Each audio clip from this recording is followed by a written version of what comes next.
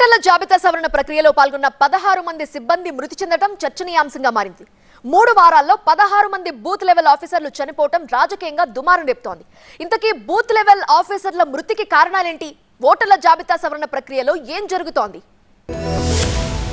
Voter జాబితా ప్రత్యేక సమగ్ర సవరణ ప్రక్రియ కొనసాగుతున్న కొన్ని రాష్ట్రాల్లో బూత్ స్థాయి అధికారులు తీవ్ర ఒత్తిడికి గురవుతున్నారని జోరుగా ప్రచారం జరుగుతోంది. పని ఒత్తిడి కారణంగా బీఎల్ఓలు అనారోగ్యానికి గురికావడం, రాజీనామాలు చేస్తుండడం, పలువురు ఆత్మహత్యలకు పాల్పడుతున్న ఘటనలు కలవరం రేపుతున్నాయి.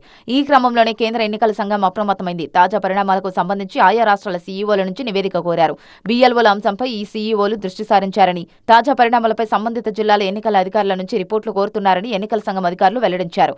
ఈ ప్రక్రియ మొత్తం పూర్తయిన తర్వాత ఎన్నికల సంఘానికి పూర్తి నివేదిక అందిస్తారని, మొత్తం వ్యవహారాన్ని క్షుణ్ణంగా పరిశీలిస్తామని తెలిపారు.